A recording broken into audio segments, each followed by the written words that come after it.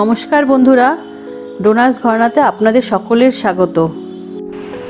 আজ আমাদের বাড়ির সবচেয়ে বড় উৎসব অন্নকূট, তারই কিছু অংশ আপনাদের সাথে শেয়ার করলাম। কালী পূজার অমাবস্যার পর কার্তিক মাসের শুক্লাপক্ষের প্রতিপাদে আমাদের বাড়িতে এই অন্নকূট উৎসব হয়। সারা বছর আমরা এই দিনটার জন্য অপেক্ষা করি। কালী পুজোর দিন থেকেই আমাদের এই অন্নকূট উৎসবের তোড়জোড় শুরু হয়ে যায়। অন্নকূটের দিন সব কেটে বেটে রান্না করা সম্ভব নয়, তাই আমরা আগের দিন সব তরকারি কেটে গুছিয়ে রেখে দিই।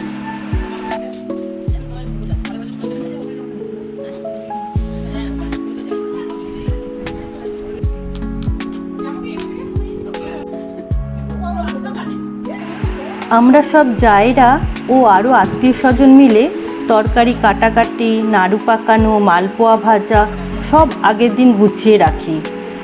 এইগুলো লোকের পাতে প্রসাদ বিতরণের জন্য করি। আর ভোগের জন্য যেটা ভোগের ঠাকুরের কাছে নিবেদন করা হয়, সেটা আমরা পরের দিন অন্নকূটের দিনই সকালবেলায় করি। কারণ ঠাকুরকে তো আমরা বাসি দিতে পারি না, ঠাকুরকে যেটা আমরা নিবেদন করি সেটা আমরা পরের দিন সকালেই করি।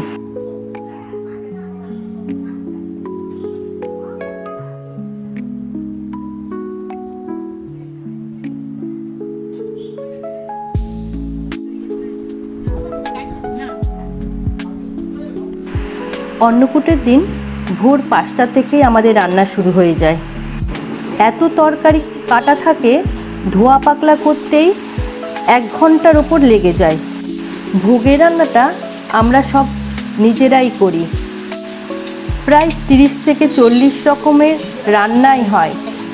ভাজা হয় 8 থেকে 10 রকমের, যত রকমের সবজি ভাজা করা যায়।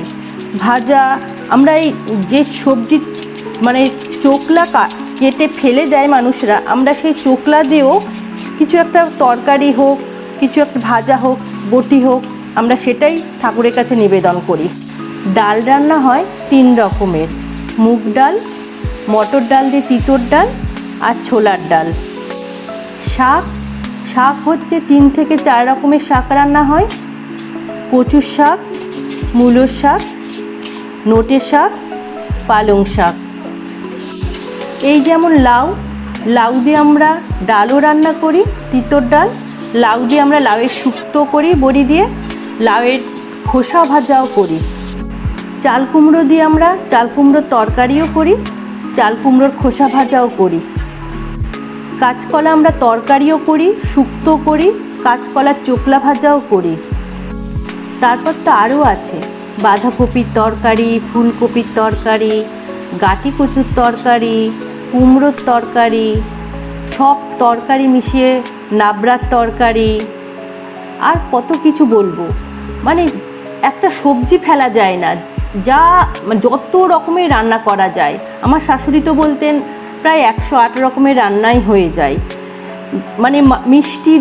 মিষ্টি দিয়ে সব রকম নাড়ু, লুচি, সুজি সব কিছু দিয়ে সব একটা একটা করে পদ ধরলে প্রায় 108 রকমেরই অন্নকূটে রান্না হয়। যত রকমের রান্না করা যায়, যত বাড়ানো যায় পদ, কিছু দিয়ে না হয় কিছু দিয়ে যত পদ বাড়ানো যায় 108 রকমের হয়েই যায় আমাদের রান্না। এই যে এতগুলো গোপাল দেখছেন, তার মধ্যে আমার 2টো গোপাল, একটা ছোট একটা বড়। আমার মেজো জায়ের একটা গোপাল, আমার 2 ননদের 2টো গোপাল, আর আমার বড় জায়ের একটা গোপাল আর রাধাকৃষ্ণ। এই সব গোপাল আর রাধাকৃষ্ণ এক জায়গায় হয়ে আমাদের এই অন্নকূট উৎসব হয়। আমার শাশুড়ি যখন ছিলেন তখন এত গোপাল ছিল না, তখন আমার শাশুড়ি খালি রাধাকৃষ্ণ নিয়েই অন্নকূট করতেন। এই দিন আমাদের বাড়ির বাচ্চারাও চুপ করে বসে থাকে না, তারাও আমাদের হাতে হাতে কাজ এগিয়ে দেয়। এই লুচির ময়দা মাখা, এই সুজি কেটে দেওয়া, এই ঠাকুর সাজানো, বাচ্চা থেকে বড় থেকে সবাই এই কাজে আমাদের এই অন্নকূট উৎসবে ইনভলভ থাকে। বাচ্চারা তো ঠাকুরের আমাদের সাথে সাথেই থাকে, ঠাকুরের সব কাজ করবে তারা।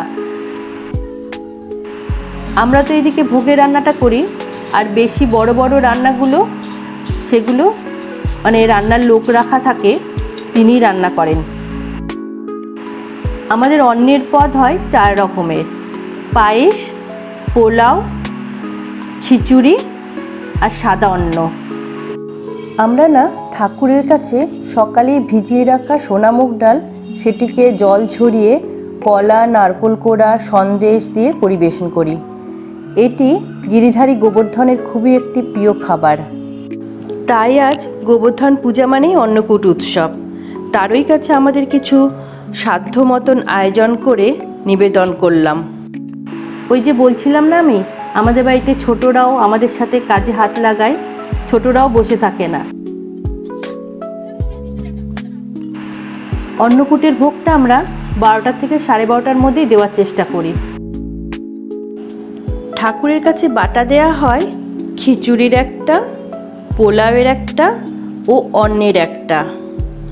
অন্নকূট মানে অন্নটাকে খুব ভালো করে সাজিয়ে তার মধ্যে যত রকমের সবজি রান্না হয়েছে, যত পদ হয়েছে, সব তার মধ্যে পরিপূর্ণ করে দেওয়া। সবচেয়ে বড় যে পাথরের থালাটা, তারই মধ্যে আমরা এই অন্ন পুরো সব সবজি দিয়ে সাজিয়ে ভগবানের কাছে নিবেদন করি।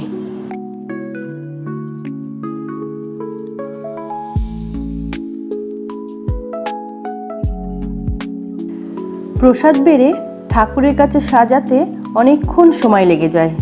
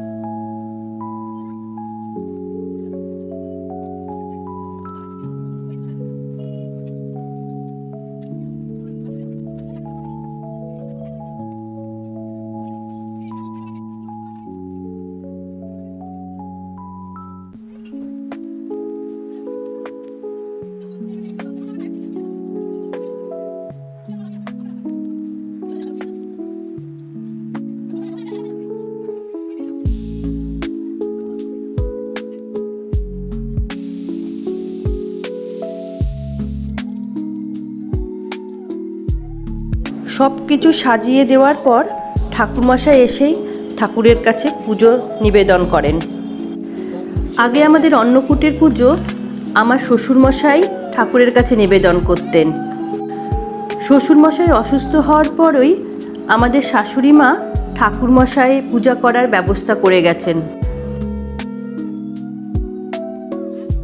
আজ আমাদের শাশুড়ি মা ও শ্বশুরমশাই, ওনারা কেউ বেঁচে নেই ঠিকই, কিন্তু ওনাদের ধারাবাহিকতাটা আমরা বজায় রাখার চেষ্টা করছি। এইভাবেই যেন আমরা করে যেতে পারি।